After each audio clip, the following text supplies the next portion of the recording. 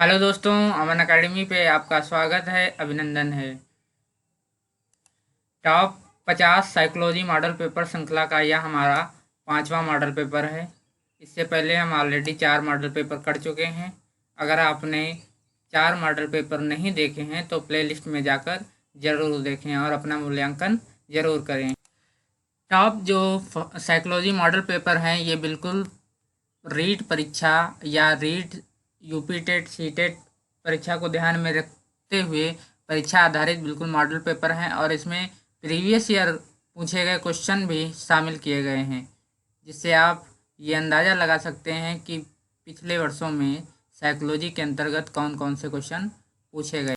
साथ साथ में आप अपना मूल्यांकन भी करते चलें कि टोटल 30 क्वेश्चन मॉडल पेपर में पूछे जाते हैं। जैसा कि आपके एग्जाम में भी 30 साइकोलॉजी के जो है 30 क्वेश्चन पूछे जाते हैं और ये मॉडल पेपर बिल्कुल परीक्षा आधारित है।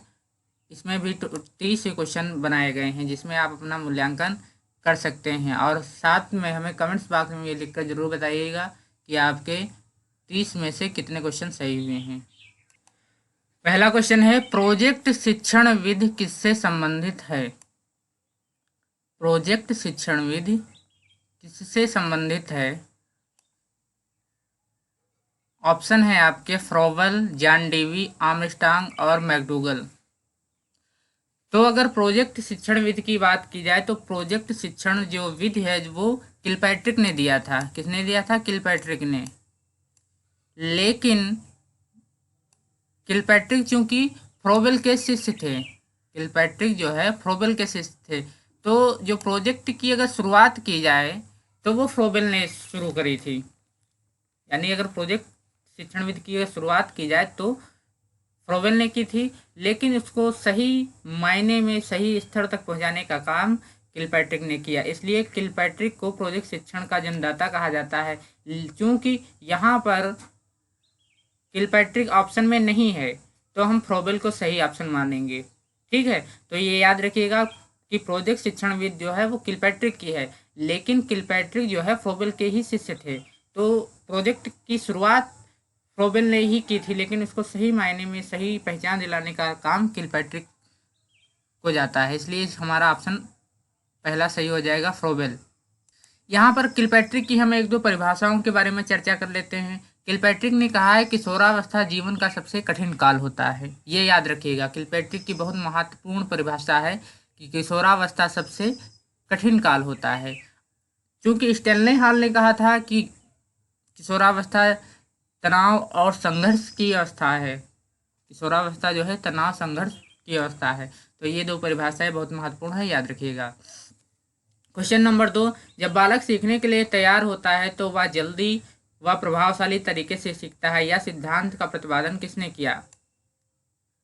यहाँ पर समझ में आता है कि सीखने के लिए तैयार होता है तो इसका मतलब तत्पर होता है। तो यहाँ पर थॉर्नडाइक ऑप्शन में है, स्किनर द्वारा, पावलोव द्वारा, कुटलेनी द्वारा। तो थॉर्नडाइक के आपने 3 मुख्य सिद्धांत पढ़े होंगे, तत्परता का सिद्धांत, प्रभाव का सिद्धांत और अभ्यास का सिद्धांत। तो यहाँ पर ये तत्परता के सिद्धांत के अंतर्गत आएगा, तो हमारा ऑप्शन सही हो जाएगा पहला, थॉर्नडाइक। क्वेश्चन नंबर 2 का सही आंसर जो है वो थॉर्नडाइक है। यहाँ पर हम थोड़ी थोड़ी व्याख्या भी करते जा रहे हैं जिससे आपको क्वेश्चन को समझने में आसानी हो। क्वेश्चन नंबर 3, फ्रोबेल ने निम्न में से किस खेल पर प्रमुख बल दिया? अगर खेल पद्धति की बात की जाए तो ये भी फ्रोबेल ने ही दिया है। खेल विधि की अगर बात की जाए तो खेल विधि फ्रोबेल की है, लेकिन इन्होंने किस खेल पर सबसे अधिक बल दिया है? ऑप्शन पहला है गेंद का खेल, ब्लॉक का खेल, आकृतियों का खेल या उपयुक्त सभी। तो फ्रोबेल ने जो है सबसे अधिक जिस खेल पर बल दिया है वो है गेंद का खेल, वो है गेंद का खेल। तो ये याद रखिएगा कि फ्रोबेल ने खेल विधि भी दी है और किस खेल पर अगर सबसे ज़्यादा इन्होंने बल दिया है तो वो है गेंद का खेल। क्वेश्चन नंबर 4, शिक्षा का उद्देश्य है एक अच्छा नागरिक बनाना, ऐसे व्यक्तियों का निर्माण करना जो समाज के लिए उपयोगी हों, व्यवहारिकता का निर्माण करना या उपयुक्त सभी। तो जाहिर सी बात है शिक्षा का उद्देश्य एक अच्छा नागरिक बनाना भी है और ऐसे व्यक्ति का निर्माण करना भी है और व्यवहारिक विविधता का निर्माण करना। तो हमारा क्वेश्चन नंबर 4 का ऑप्शन 4 सही हो जाएगा। क्वेश्चन नंबर 5, वह कथन जो व्यक्तिक विभिन्नता के संदर्भ में सत्य नहीं है वह है। एक चीज और याद रखिएगा कि जहां पर नहीं शब्द दिया हो सबसे पहले हम उसको पेन से अंडरलाइन कर लेंगे, उसको एक गोले में कर लेंगे।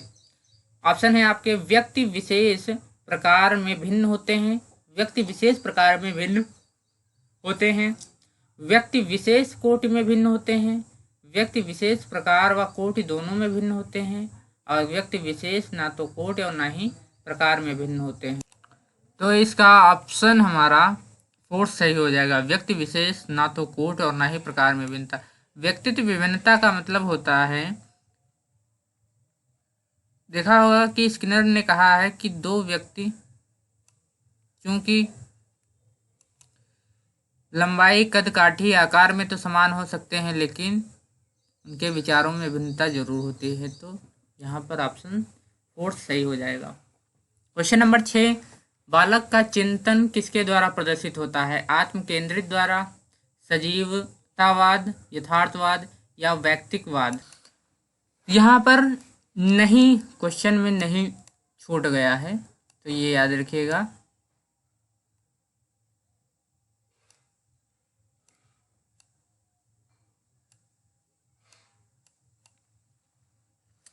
बालक का चिंतन किसके द्वारा प्रदर्शित नहीं होता है? आत्म केंद्रित, सजीवतावाद, यथार्थवाद, व्यक्तिवाद। तो चिंतन जो होता है व्यक्तिवाद पर नहीं प्रदर्शित होता है। क्वेश्चन नंबर 7, निम्न में से कौन सा कथन सतत एवं व्यापक मूल्यांकन के लिए सही नहीं है? सतत और व्यापक मूल्यांकन के लिए सही नहीं है। यह एक विद्यालय आधारित मूल्यांकन है या विद्यार्थियों में तनाव को कम करता है। इसमें नंबरों के स्थान पर ग्रेड का प्रयोग होता है। इससे शिक्षकों का बोझ बढ़ जाता है। इससे शिक्षकों का बोझ बढ़ जाता है। तो इसमें बताया गया है सतत एवं व्यापक मूल्यांकन के लिए सही नहीं है। तो यह एक विद्यालय आधारित मूल्यांकन है, बिल्कुल सही है। या विद्यार्थियों में तनाव को कम करता है, बिल्कुल सही है। और इसमें नंबरों के स्थान पर ग्रेड का प्रयोग किया जाता है। तो यहाँ ऑप्शन हमारा सही होगा। इससे शिक्षकों का बोझ बढ़ जाता है, ये गलत है। क्वेश्चन नंबर 8, एक शिक्षक को कक्षा में कार्य करना चाहिए एक प्रगतिशील भूमिका में, प्रभुत्ववादी भूमिका में, प्रजातांत्रिक भूमिका में या प्रभावशाली भूमिका में? तो क्वेश्चन नंबर 8 का हमारा सही ऑप्शन होगा प्रजातांत्रिक भूमिका में।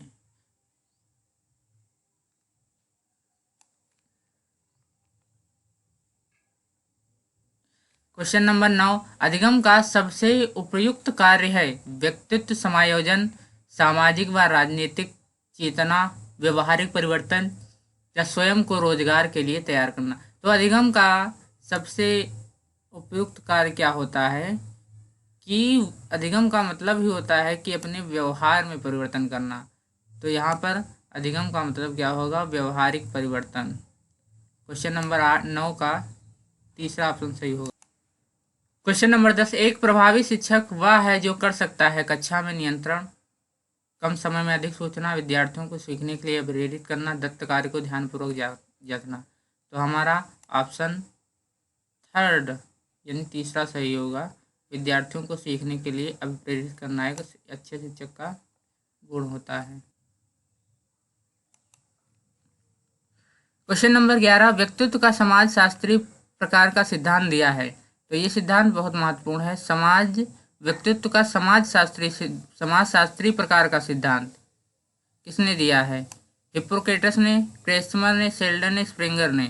तो यहाँ पर जो 3 हैं, हिप्पोक्रेटस, क्रेसमर और शेल्डन, इन्होंने जो व्यक्तित्व का सिद्धांत दिया है वो शारीरिक संरचना के आधार पर इन्होंने बताया है, एंडोमार्फिक और एक्टोमार्फिक, इस तरीके से। जबकि स्प्रेंगर ने जो अपना व्यक्तित्व का जो सिद्धांत दिया है वो समाज शास्त्रीय प्रकार का सिद्धांत है। क्वेश्चन नंबर 12, एक शिक्षक की सबसे महत्वपूर्ण चुनौती है विद्यार्थियों से उसका गृह कार्य करवाया जाए, अधिगम शिक्षण प्रक्रिया को आनंदप्रद बनाना, कक्षा में अनुशासन बनाए रखना, प्रश्न पत्र तैयार करना। तो इसका ऑप्शन सही हो जाएगा सेकंड वाला, शिक्षण अधिगम प्रक्रिया को आनंदप्रद बनाना। क्वेश्चन नंबर 13, निम्न में से कौन पुनर्बलन का एक प्रकार नहीं हो सकता है? सकारात्मक शाब्दिक पुनर्बलन, शारीरिक दंड, ये दंड है यहाँ पर, शारीरिक दंड, नकारात्मक पुनर्बलन, नकारात्मक शाब्दिक पुनर्बलन या उपयुक्त सभी। तो यहाँ पर हमारा ऑप्शन उपयुक्त सभी हो जाएगा, क्योंकि शारीरिक सकारात्मक दंड पुनर्बलन भी होता है, नकारात्मक भी होता है, शाब्दिक होता है। क्वेश्चन नंबर 14, एक सजीव कक्षा में निम्न में से सबसे अधिक संभावित है? एक सजीव कक्षा में निम्न में से सबसे अधिक संभावित है: कभी कभार हंसी का शोर, पूर्ण रूप से शांति, शिक्षक छात्र वार्ता, विद्यार्थियों के बीच तेज आवाज में वार्तालाप। तो यहाँ हमारा थर्ड ऑप्शन सही होगा, शिक्षक छात्र वार्ता।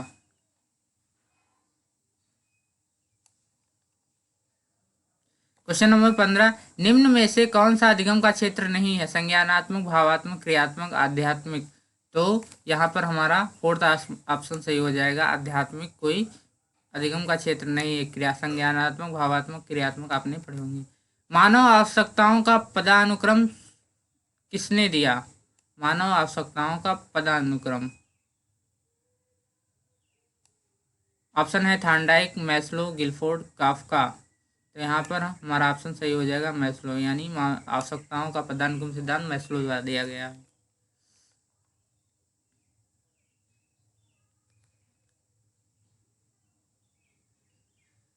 आपके अनुसार क्वेश्चन नंबर 17, आपके अनुसार शिक्षण है एक प्रक्रिया, एक कला, एक कौशल, या कला और कौशल दोनों? तो शिक्षण एक कला भी है और कौशल भी है। ऑप्शन हमारा फोर्थ सही होगा। Question number 18, zone of proximal development, बहुत महत्वपूर्ण प्रश्न है। जोन ऑफ प्रॉक्सिमल डेवलपमेंट का प्रत्यय किसने दिया? पंडोरा, पियाजे, स्किनर, वाइगोस्की। तो हमारा फोर्थ ऑप्शन सही हो जाएगा, जोन ऑफ प्रॉक्सिमल जो है वाइगोस्की ने दिया है। क्वेश्चन नंबर 19, व्यक्तिगत विभिन्नताओं का क्षेत्र नहीं है, इंडिविजुअल डिफरेंसेस का क्षेत्र नहीं है, लिंग भेद, शारीरिक रचना, मानसिक योग्यताएं, ये सभी।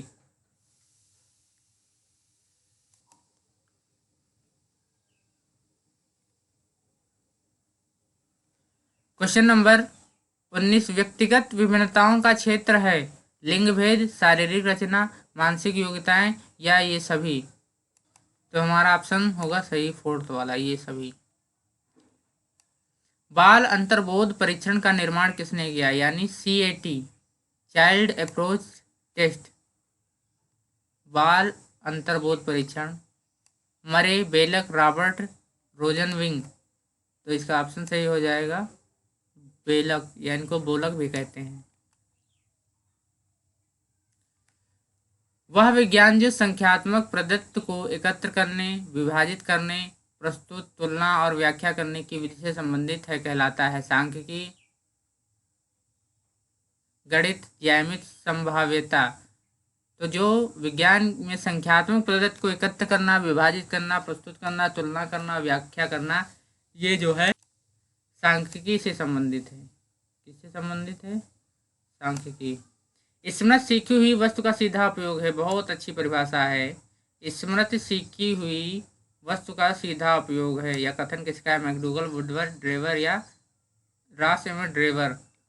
तो यह जो कथन है वो है जेम्स ड्रेवर का। इसमें सीखी हुई वस्तु का सीधा उपयोग है। क्वेश्चन नंबर 23, निम्न में से कौन सा शिक्षण सूत्र नहीं है? कठिन से सरल की ओर, अनिश्चित से निश्चित की ओर, दृश्य से अदृश्य की ओर, निगमन से आगमन की ओर।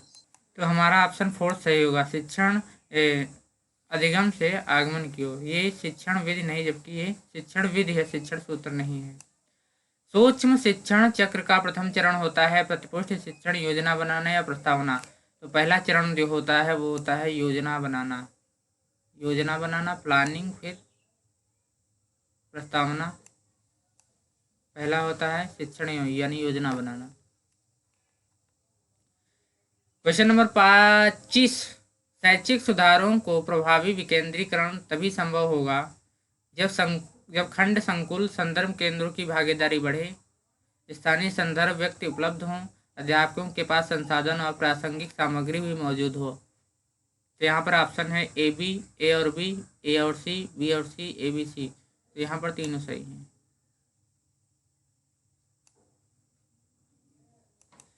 एक छात्र पढ़ रहा है, उसका नाम लेकर किसी ने बुलाया। निम्न में से किस संवेदना द्वारा वह छात्र अपनी अनुक्रिया प्रकट करेगा? दृश्य संवेदना, स्पर्श संवेदना, ध्वनि संवेदना या प्रत्यक्षण संवेदना?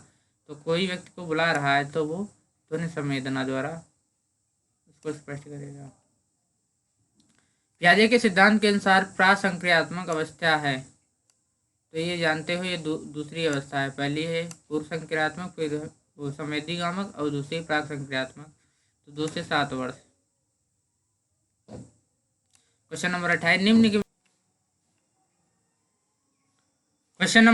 निम्न में से कौन सी बाद की बाल्यावस्था के बौद्धिक विकास की विशेषता नहीं है? भविष्य की योजना की सूझबूझ, विज्ञान की काल्पनिक कक्षाओं में अधिक रुचि, बढ़ती हुई तार्किक शक्ति, काल्पनिक भयों का अंत। तो यहाँ पर हमारा ऑप्शन पहला सही हो जाएगा, भविष्य की योजना की सूझबूझ।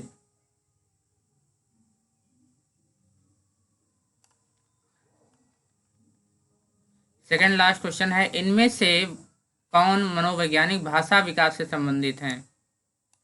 पावलोव, बिने, चोम्स्की, मैस्लो।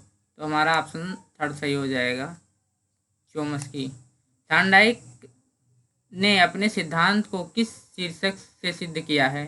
संज्ञानात्मक अधिगम, अधिगम के प्रयत्न एवं भूल, संकेत अधिगम या स्थान अधिगम?